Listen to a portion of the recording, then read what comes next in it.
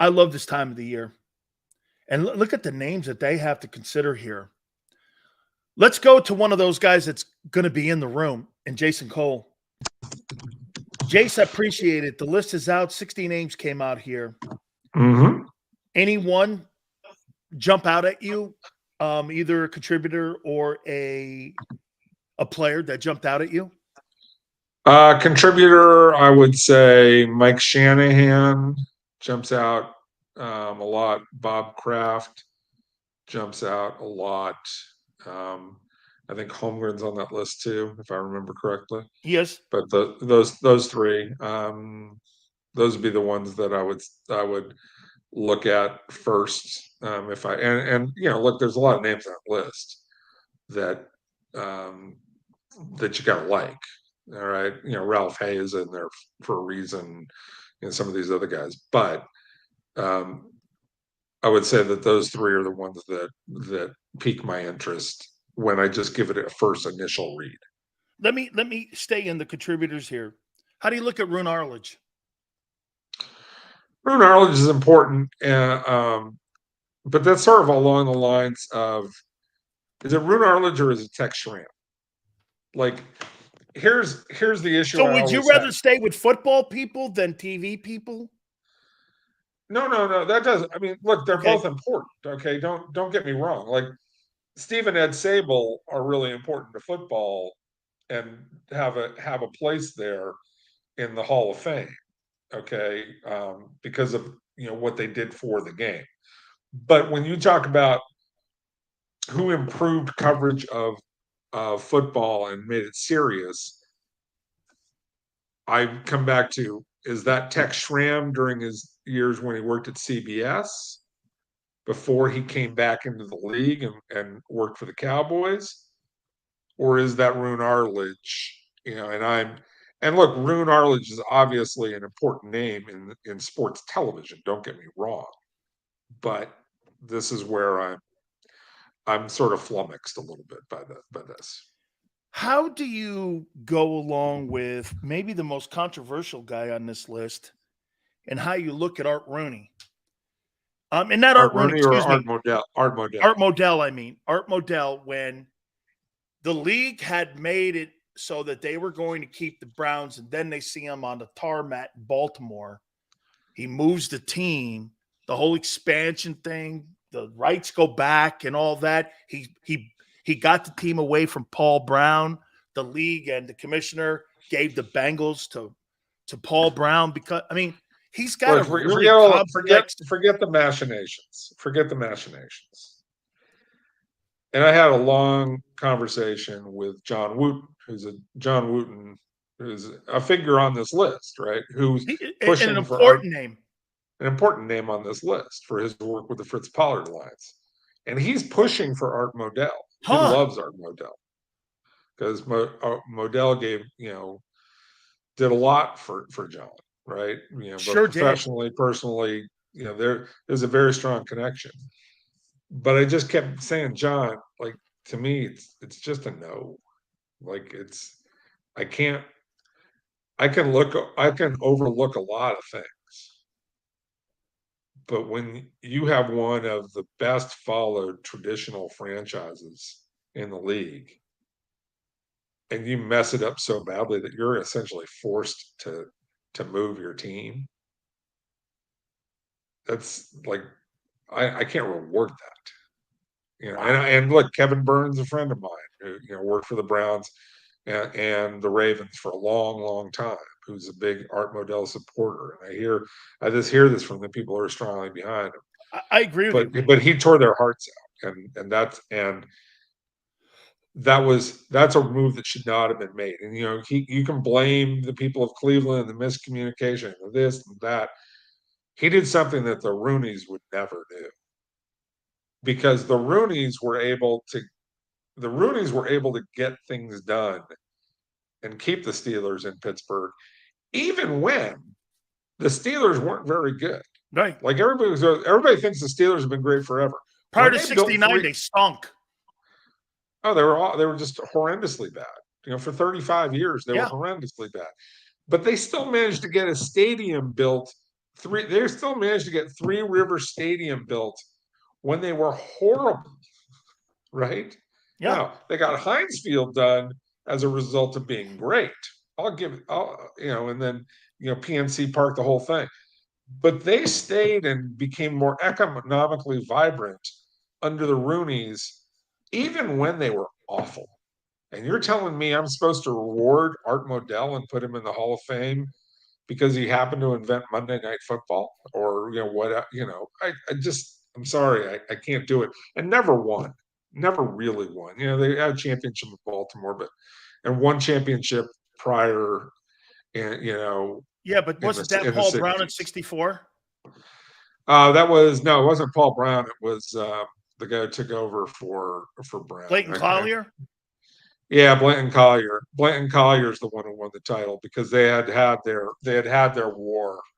The other one, and I know that Jim Brown has said, he got emotional about it, but you really forced Jim Brown's hand and you forced him to retire, and I'm supposed to overlook that?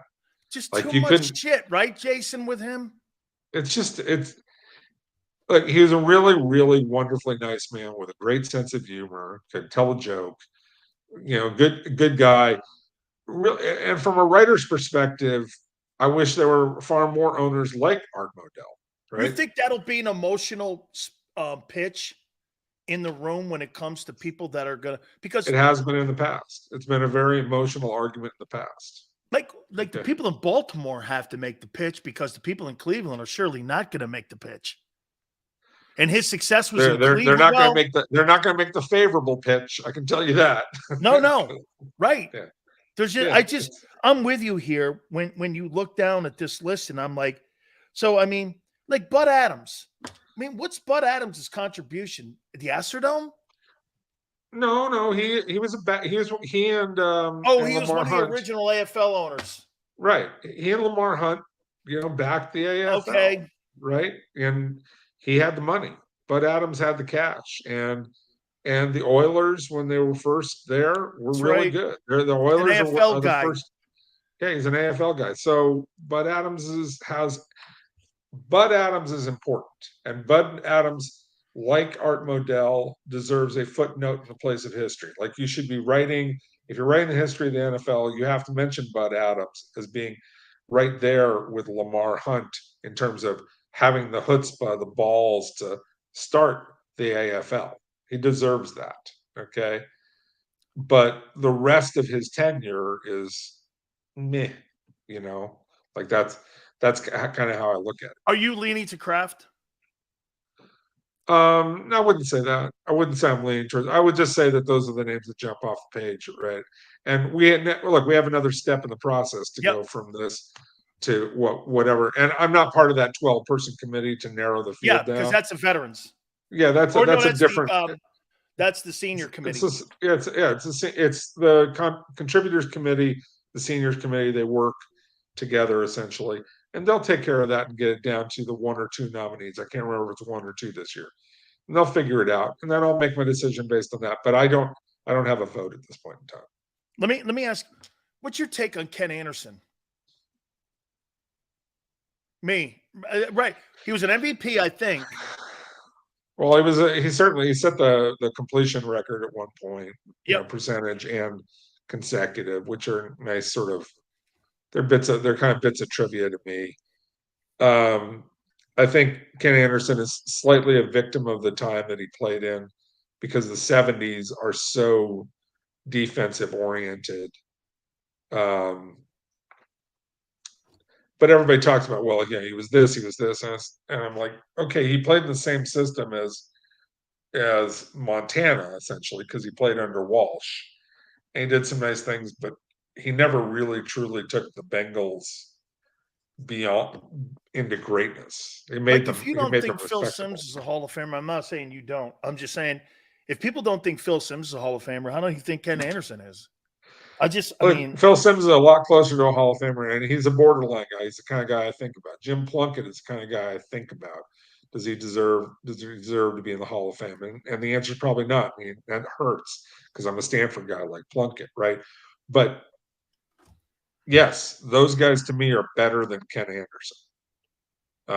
And I would rather consider them than Ken Anderson. They would be ahead in my line if I was. Hey, Jace, I want to ask you a question here. There was a debate going on in Philadelphia this week about Donovan McNabb.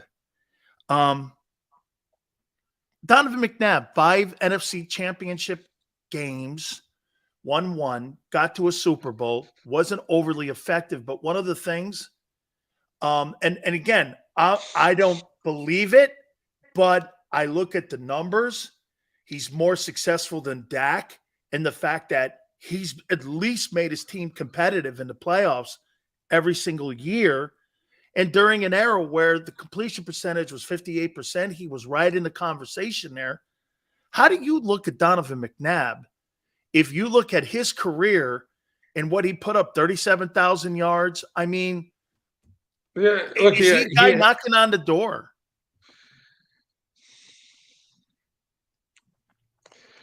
Steve McNair was a better player in my view. And he's not won more. McNabb won more. I understand that, but winning is also like, did you just watch the guys play?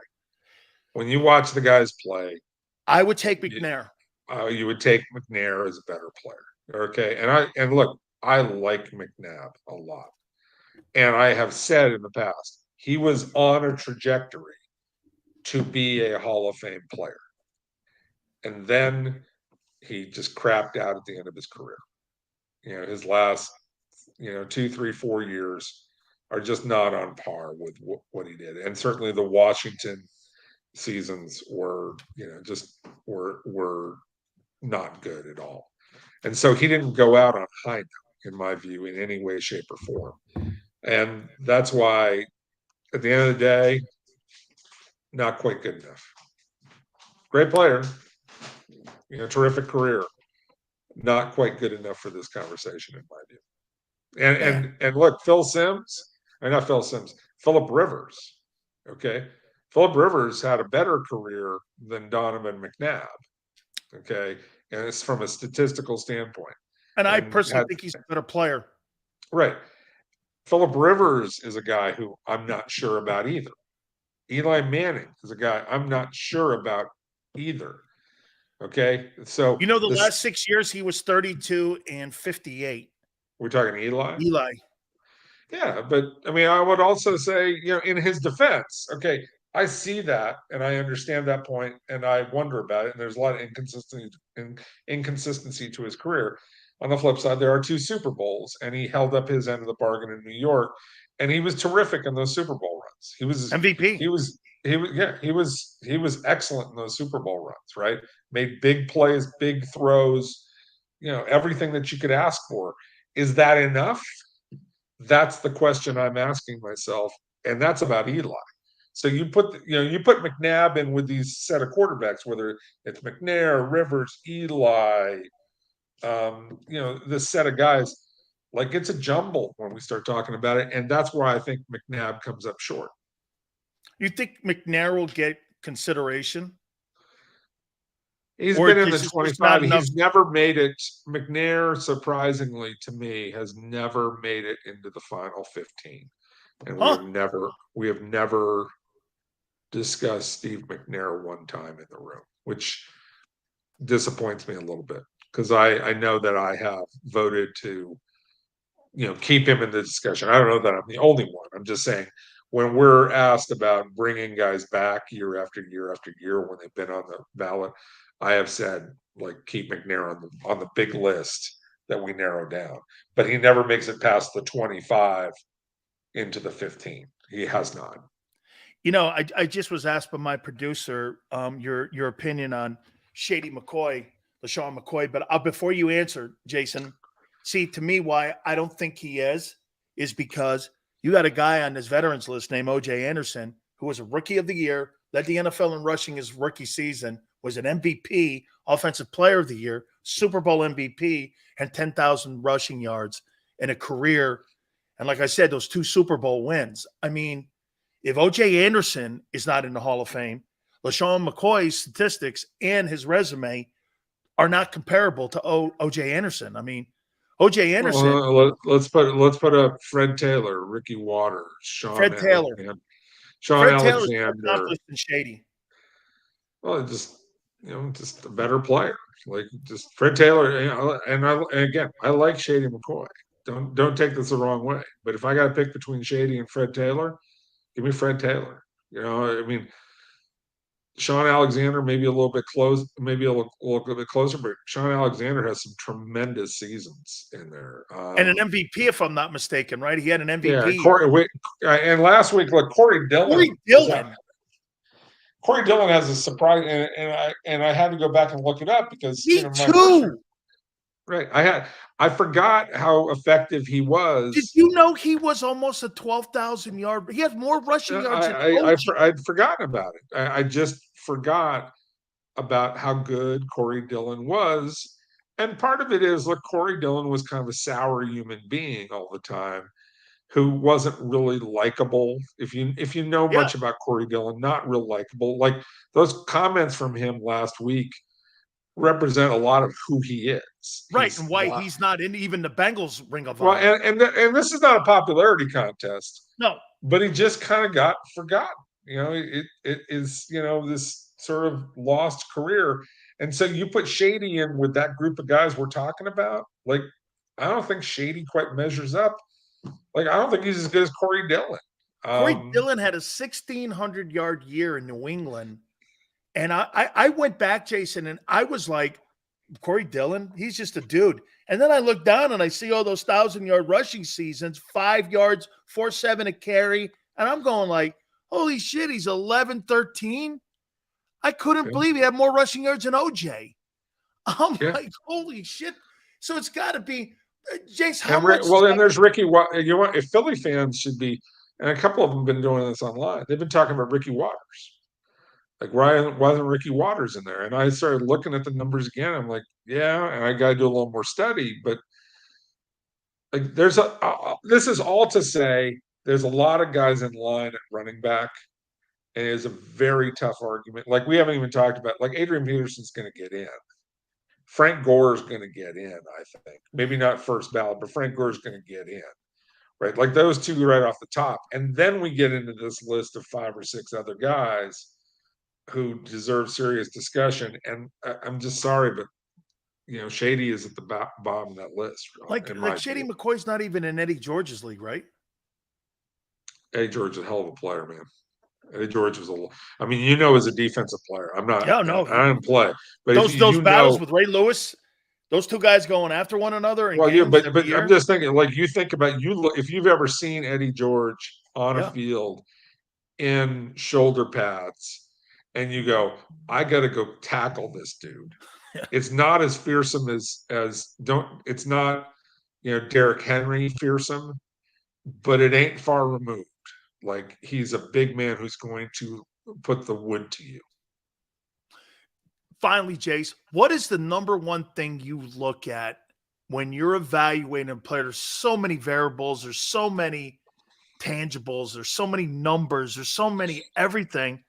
Is there one metric you use when you look at a guy and you go, this is where I put this guy in one sandbox and the rest of these guys over here?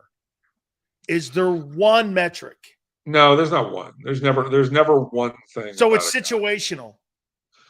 Yeah, it's situational. Like, who are the guys oftentimes who were the guys that he played with? What was the team structure? Was he in an incredibly positive team, situation and not? Was it an extreme one way or the other? How does his production measure up against other people at his position at the same time? Like, there's a bunch of things that you look at, right? That are metrics that are measurable. And then there's the things that are not measurable. Like, look, I saw that guy play. Like, I saw Fred Taylor play. And if you let Fred Taylor get loose, you were going to get killed. He wasn't going to run over you physically, but he was going to make you look stupid, right? Like, he was that good, like, in that period. Unfortunately got injured a lot, and that's worked against him. But Fred Taylor was electric at times for a pretty big man. How about this one? And I get well. Let me add one last one before you ask that question. But there is a question of, did you win?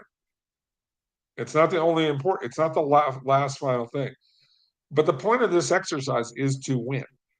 The point of this exercise is to win championships. And it's not fair to all guys, but it's a tiebreaker a lot of times. Did you win titles? Did you impact the game at that level where you were in big games on a constant basis? And I consider that. It's not by itself, so don't mistake it. Like, I'm not trying to say here that Phil Simms, because he won a Super Bowl, is a better player than Dan Marino.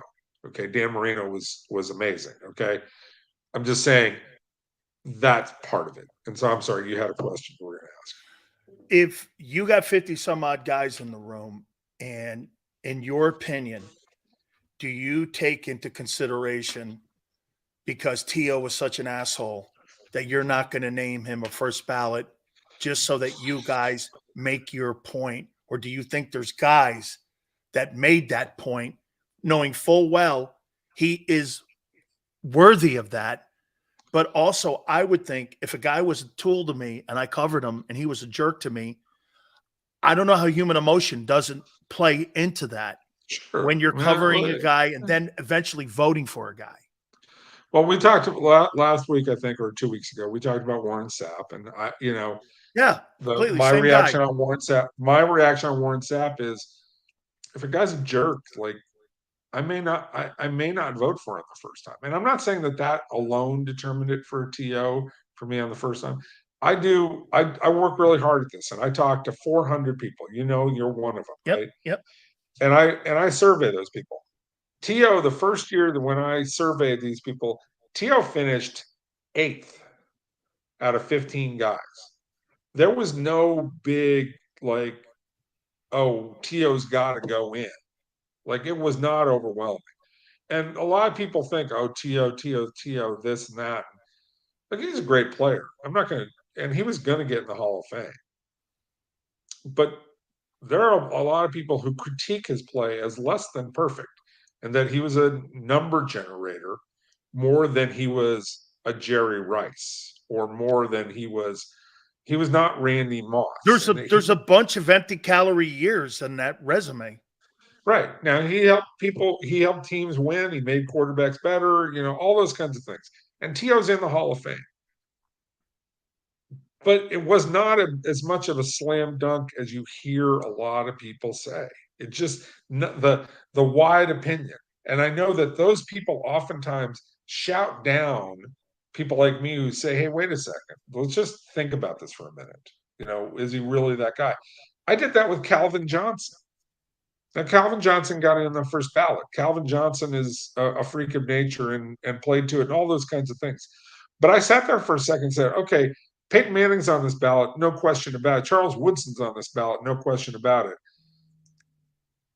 I don't think that Calvin Johnson is necessarily as good as two other guys in terms of what he accomplished. So I got to think about this for a little bit.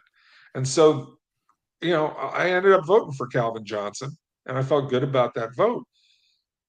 But I hesitated just to make sure, like, am I right in where I am about how I think about this guy?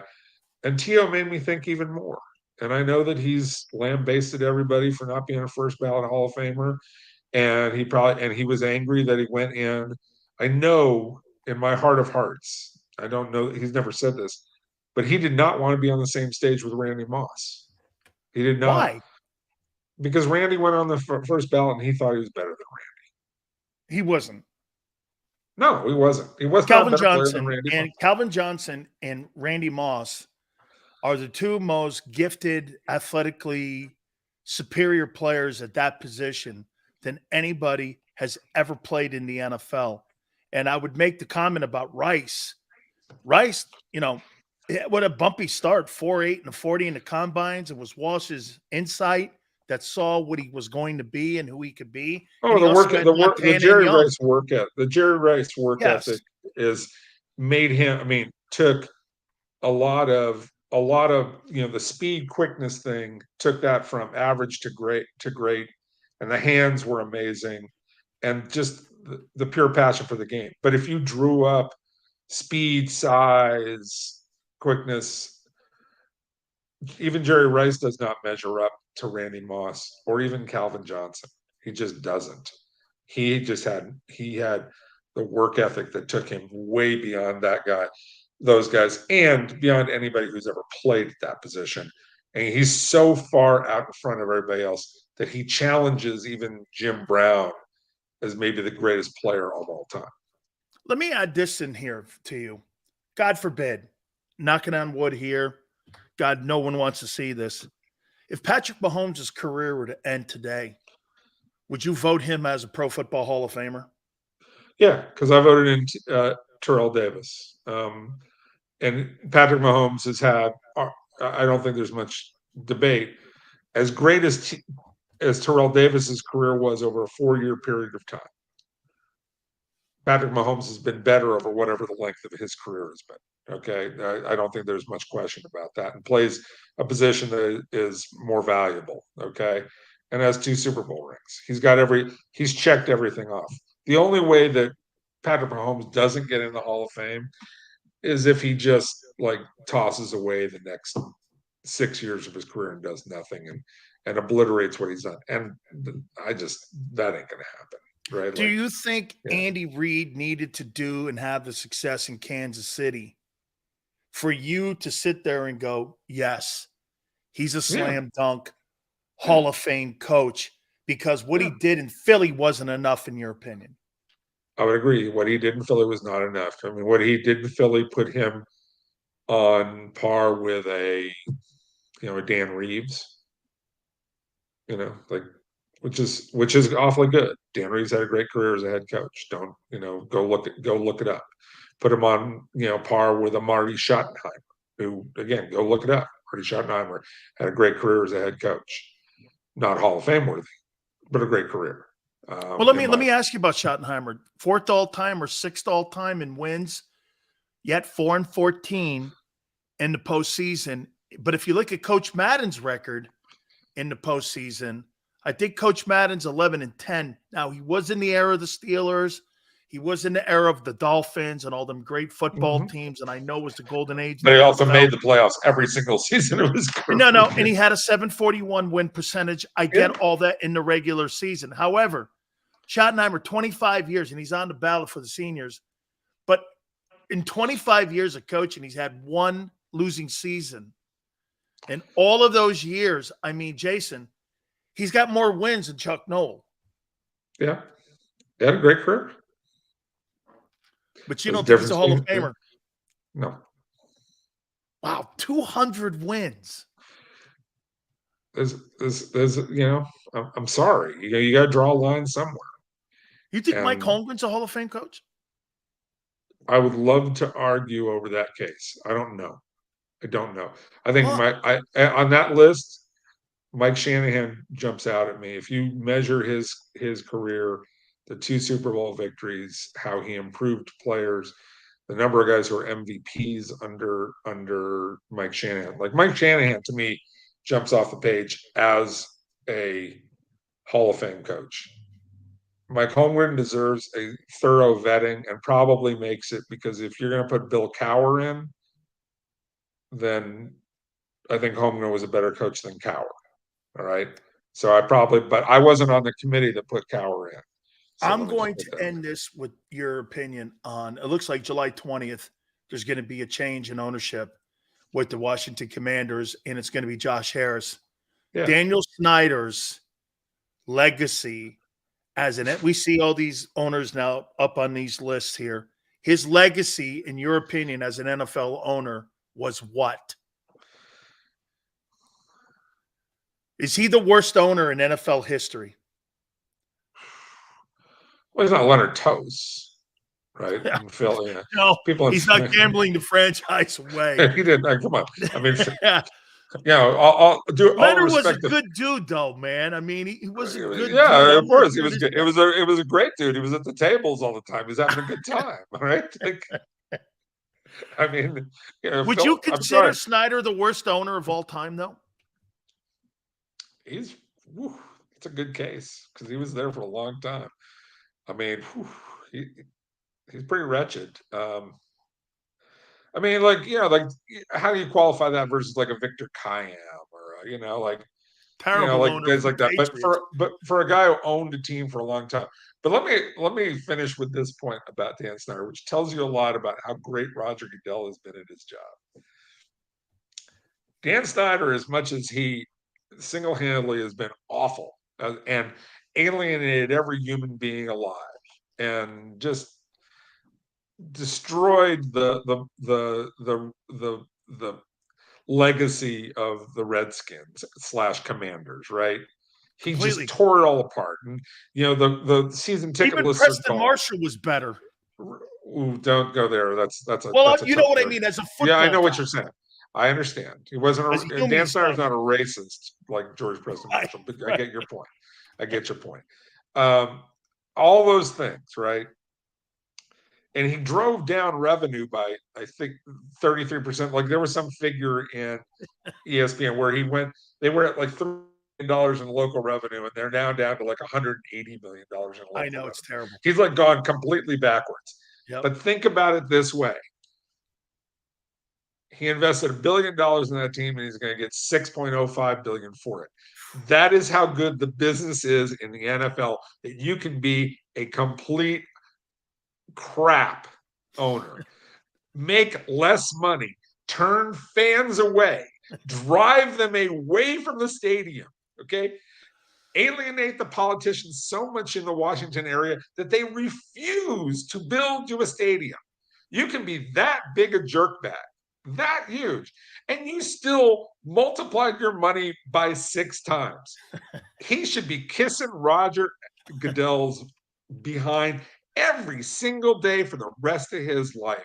That is how good Roger Goodell has been at propping up the value of NFL franchises. I'll Absolutely. leave you with Chase, that. I love you so much, man. What a great time.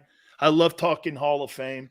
I so appreciate it. And I'm very Anytime. privileged to be part of that process with you that you helped me become part of. And it's an honor that you ask me that stuff. So have a great weekend, my friend. Thank you so much. Anytime, dude. Be good. Oh, don't forget too, by the way, folks, his book. Make sure, okay, go to Amazon. Great stuff as always. We thank you so much. Do me a favor, please hit the like button. Hey, Daniel Snyder, the worst owner in NFL history. That's his legacy. Xander, thank you. Big Joe, thank you very much. Our friends at Hooters, King of Prussia, we're coming for you. Thank you so much for all that. Tone, keep up the great work. All of you, thank you so much. Till tomorrow, 3 to 6 Eastern.